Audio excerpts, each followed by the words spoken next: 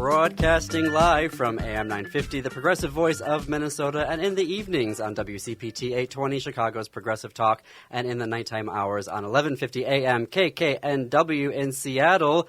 This is the Matt McNeil Show, but this is not Matt McNeil, rather, talking to you. Hi, everyone. This is JP Derbragosian filling in for Matt, who is off today. Also with me in the studio is Jim Pounds, my executive producer of my other shows on AM 950. Hello, Jim. Hello, all. And in the making sure all of this is working is Patrick in the studio room. Hello, Patrick. Good afternoon, everybody.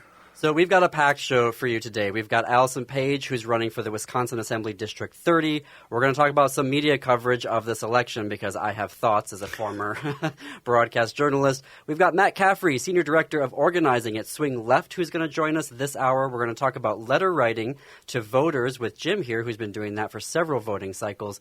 And then in the second hour, we've got Dale Stark from Hennepin Arts. We're giving away tickets to Harry's Situation at the Landmark Theater, and AM 950's very own Philip Anthony is going to be here to break down his experiences with door knocking. As you can see, I'm talking really fast because we're going to get out the vote today. I'm not hitting the panic button, but I'm definitely going to hit the alert button. This race feels too close. And I want everybody to have something tangible that they can do when they walk away from listening today, whether you're in Minneapolis or Chicago or Seattle. We can have the optimism and the hope. Those are good feelings to have, but we've got a lot of work to be doing. Lives are at stake. Literal lives are at stake, which is why I am so thrilled to have our first guest, Alison Page. Alison is running for the Wisconsin Assembly District 30. Hello, Alison. Welcome to the Matt McNeil Show. Hi, thanks for having me on, JP. Absolutely. So I want to hear a little bit. So you were a nurse, and you are were CEO of Western Wisconsin Health. Just found out before the show that you're teaching at the University of Minnesota. A lot of your focus professionally has been on rural health care. So tell us, why did you get into this race, and what are your campaign goals? Well, I've worked my entire life in healthcare, and pretty much everything I've done in my life is related to improving communities and making the world a better place for children and the families they live in, starting in Western Wisconsin and particularly in Wisconsin. So healthcare my whole life, started as a nurse, went into administration, worked for Fairview Health System, for those of you in Minnesota, for a long time. And then for the last 13 years of my career, I was the CEO at Western Wisconsin Health. I have always lived in Western Wisconsin, born here, plan on dying here a long time from now. I quit working for money a couple years ago. I teach a little bit at the U, and I've always been extremely interested in politics. I've run a couple times before for state senate in 2008. I thought maybe we needed some healthcare people in Madison. In a right-leaning district, didn't win. I ran 2 years ago, right when I left my job, and in a very right-leaning assembly district I currently live in is a 50. Now we are ungerrymandered, and the district I currently live in is a 50. Now we are ungerrymandered, and the district I currently live in is a 50-50 flip district. It's winnable, and I'm the candidate to do it. So some of my goals, obviously, I'm very interested in healthcare. I am very interested in securing the future of our democracy in Wisconsin with nonpartisan map process and secure and safe voting going into our future. I've served on the River Falls School Board for 17 plus years. Quite a while ago, I'm back on the school board now for many reasons. And I'm very interested in the future of public education, K-12 university systems, 2 years colleges, and our tech schools, and making sure that these are excellent as they are a cornerstone of our economy in Wisconsin. So my main goal is to make Wisconsin a great place to live, work, play, and also the best place to raise a family in the country. I think if we do that, we do secure the future of our economy because people will be moving here with their families, and we know for the future of our economy, we have to have an influx of people, right? Absolutely. So you mentioned the maps, and I think folks who maybe don't live in the heartland, who live in other places, like Seattle, maybe not understand how awful the maps were in Wisconsin. And so I am curious to hear more about how you feel the Supreme Court, they got rid of the maps. They asked for, the governor and the Republicans. They found a map that, is a compromise, I guess you could say. I'm not quite sure, but it has made your district much more competitive. Can you talk more about how that happened and what its effect has been for you? Yes, absolutely. So a lot of people at the doors don't understand gerrymandering. Like, what do you mean the maps weren't fair? What do you mean gerrymandering? And so I should, too, anchor everybody. If you're wondering where this district is, we are right where Western Wisconsin bumps out. We're part of the Twin Cities metro area, really. We're Pierce, St. Croix County, right on the western edge. I-94 goes right through the middle into Minnesota. So the way I explain gerrymandering to people in the most simple sense is Wisconsin is a purple state. We're kind of 50-50, right? On the national elections, we're always very tight, very close. We've got one Republican U.S. Senator, one Democrat, a Democratic U.S. Senator. So we're kind of a mixed deal here. If you take all the votes that were cast for assembly representatives in the last election, the majority of those votes are cast for Democrats, or it's pretty even. And yet almost 2/3, one shy of 2/3 of the people sitting in the seats in our 99-person state legislature are Republican. So how does that happen? It happens because you very carefully draw the maps to say, oh, that township has leans left. Let's carve that out and put it in with other left-leaning townships.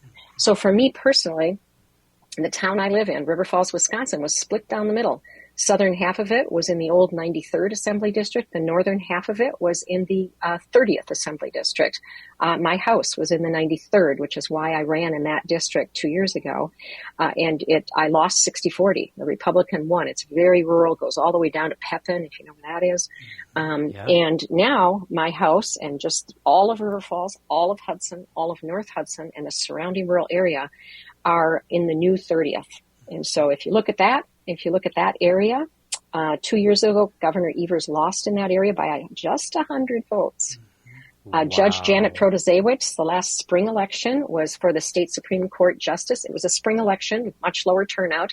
She won what is now this new 30th by 10 percentage points. So it's flippable. This is very flippable. It's going to be very close. Okay, so your River Falls was literally cut in half by these maps? Yep. Mm-hmm. Diabolical. The town, yep. The city. Diabolical. Yep. Doesn't make sense. It doesn't make sense. And it also makes it hard if I'm the city administrator. Now I have 2 assembly representatives that I really need to work with. The maps should be logical. And I think the maps that have been, the Republican-led legislature accepted and voted in favor of what was initially the maps that Governor Evers put into the mix. And they did that presumably because they thought maybe what the Supreme Court would come up with would be even more in favor of the Democrats. So, but what we really need, is legislation that would put in place a nonpartisan process going forward.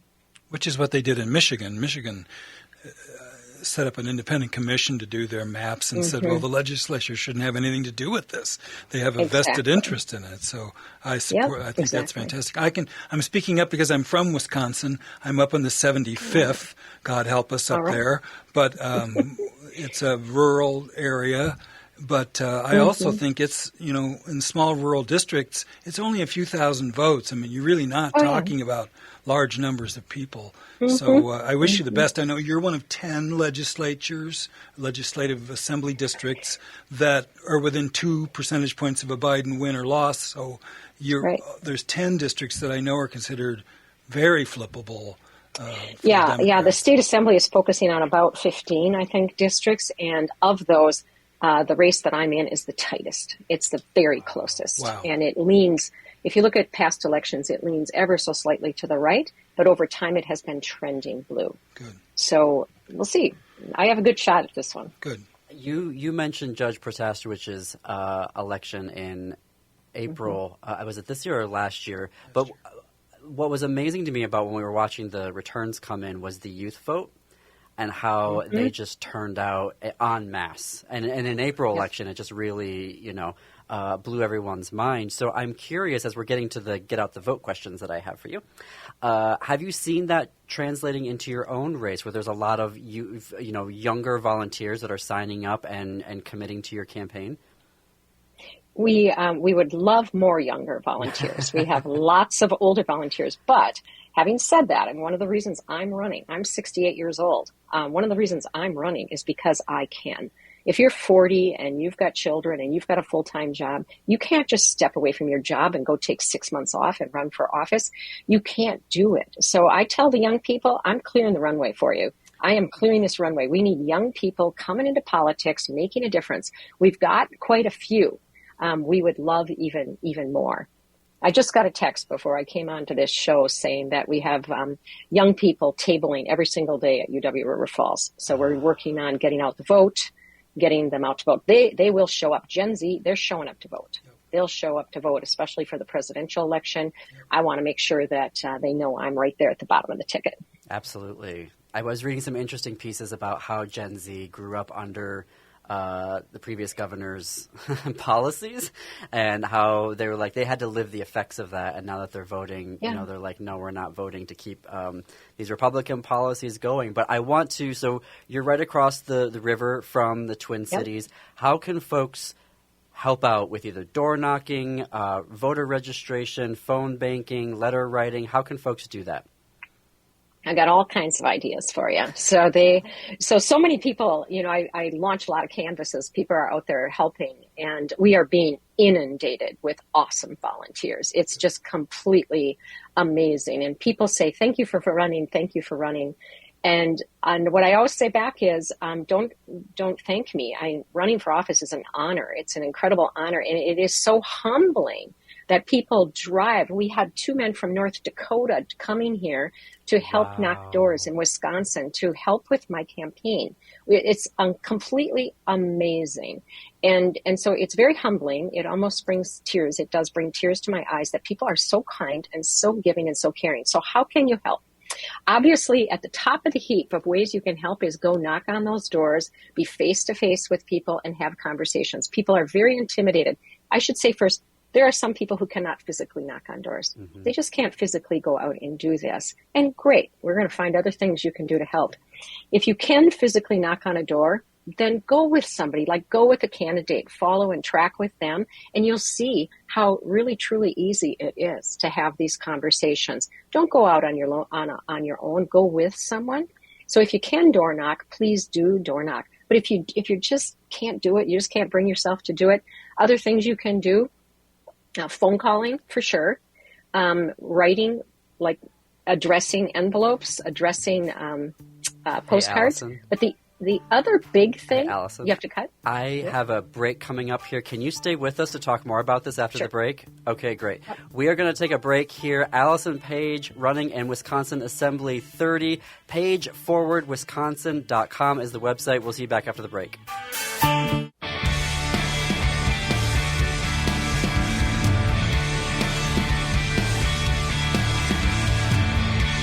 Welcome back to the Matt McNeil Show. I am JP Derabagosian. Matt is off today. Our guest, we're continuing on with Alison Page, who is running for the Wisconsin Assembly District 30. Alison, thank you for staying on, because we were getting into something that I really wanted to focus in on today, which is get out the vote. So you were talking about folks from North Dakota who are driving across Minnesota to come and help out your campaign. Love that. With the door knocking, do you offer like training? Like, can people just go out and do it, or how do they connect with you to kind of get the ins and outs and the correct literature to be giving to folks?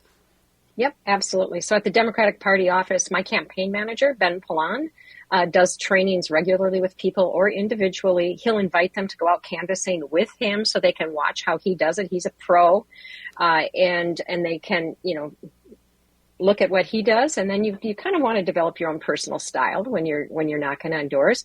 But you generally find that it's just not that hard. People are nice, and people want to know about candidates for the most part.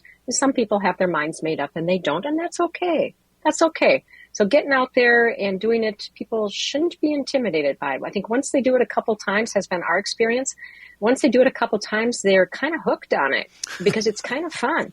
It's kind of fun to go meet people and chat with them, and it sounds like it would be intimidating and horrible, but it is not. I think that it's not. That is the stigma, I think. I mean, is it the right word, stigma, that folks have about, thinking, oh, if I go door knocking, I'm going to get pulled into this massive debate with someone and they're going to be like yelling with me and it's going to be such a confrontation. But folks that I've talked to that have door knocking, hearing you say it too, that it's fun, it can be enjoyable. This is something that is very tangible, very helpful. I think door knocking is one of those things that I hear over and over again as one of the most influential things people can do to get out the vote for particular candidates. Right, but it's not all. It's not all they can do. I think. Do we have time for one last thing? Oh, yeah, no, go for it. We've got time. I made sure of that. Go for it. Okay.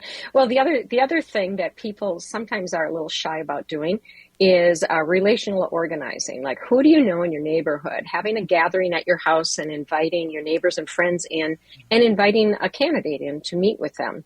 And not making it like a hot pressure thing to raise money, but just to meet and hear and be able to ask questions to a candidate.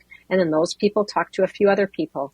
The other thing that I've thought of is, and I do for my family, I'm the person in my family who keeps track of politics. So when it comes almost to election time, people are texting me. I had one person text me from the voting booth. Like, tell me about these candidates for school board. I don't know them, which is probably not okay. But so don't be shy about sharing what you know about the candidates. Like, get your Christmas card list out. And if anybody lives in your same area, which they probably do, then, write them a postcard, say, hey, I just looked up about this candidate. I'm really excited about her. You should check her out too. I think she would do a great job for us in the state assembly. So sending out postcards personally from you, people they're not going to throw those in recycling. They're going to read them because they know you. So doing that relationship, really playing into your relationships, sharing your opinion on the issues. Here's what I think about. Here's what I know about this issue. I've done a little research on it.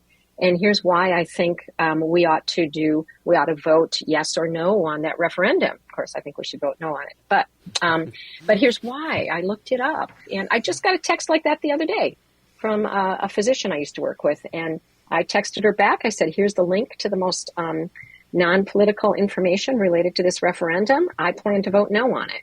And, she may just take it, hey, if Allison's voting no, I'll vote no, but here's the information and you should do your own research. So that kind of sharing and getting those conversations going, especially for people who are further down the ballot, people know about the presidents, the candidates for president, but the down ballot races, they might not pay as close attention to. So talking to your friends is a great thing. If you're on Facebook, and a candidate knocks at your door, take a selfie with them and put it up on Facebook and say, look at this candidate out here working and getting to know people. That's what we want, in our state capital. So that relational organizing, relational influencing is really, really important. And that's something you can do without going out knocking on doors.